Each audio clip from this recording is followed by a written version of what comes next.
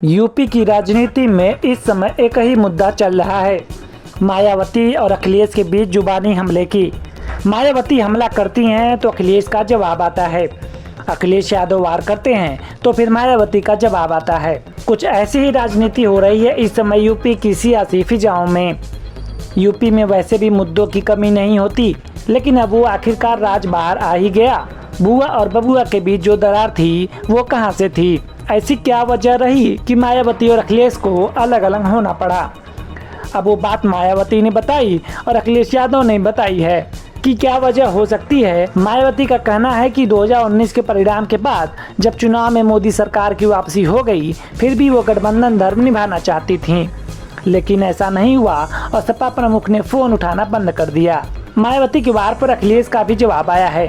अखिलेश यादव का जवाब जानने से पहले आपको मायावती का खुलासा बताते हैं। गठबंधन टूटने पर मायावती ने आखिरकार ऐसा खुलासा क्यों किया है जिसने यूपी की सियासत को हिला दिया है। मायावती ने एक्स पर लिखा कि लोकसभा चुनाव 2019 में यूपी में बसपा की 10 और सपा की 5 सीटों पर जीत के बाद गठबंधन टूटने के बारे में मैंने सार्वजनिक तौर पर यह भी कहा कि सपा प्रमुख ने मेरे फोन का भी जवाब देना बंद कर दिया था, जिसको लेकर उनका अब इतने साल बाद सफाई देना कितना उचित व विश्वसनीय है, यह सोचने वाली बात है। दरअसल कुछ हुआ ऐसा कि मायावती के पोस्ट का अखिलेश ने जवाब दिया था, जिस पर अब एक बार फिर से मायावती ने पलटवार किया है। सपा अध्यक्ष अखिलेश यादव ने मायावती के आरोपों का जवाब देते हुए कहा कि वो अपनी कमियां छिपाने के लिए आरोप लगा रही हैं। जिस समय गठबंधन टूटा, मैं आजमगढ़ में था, मंच पर बसपा के नेता थे। मैंने उनसे पूछा कि गठबंधन क्यों तोड़ा, मैं मीडिया को जवाब दूंगा।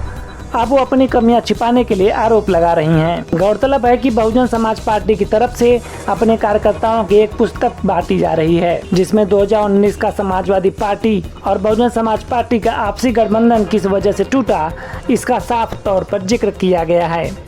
मायावती ने कहा कि सपा मुखिया अखिलेश यादव ने फोन उठाना बंद कर दिया था, इसीलिए गठबंधन तोड़ना मजबूरी थी। पार्टी के सम्मान के लिए गठबंधन टूट गया। लेकिन ऐसे में सवाल है कि आखिरकार मायावती इतने सालों बाद इस राज से पर्दा क्यों हटा रही हैं? इसके पीछे मायावती की क्या पॉलिटिक्स चल रही है? यूपी में उपचुनाव और 2027 के विधानसभा चुनाव से पहले कुछ तो सियासी खिचड़ी पक रही है।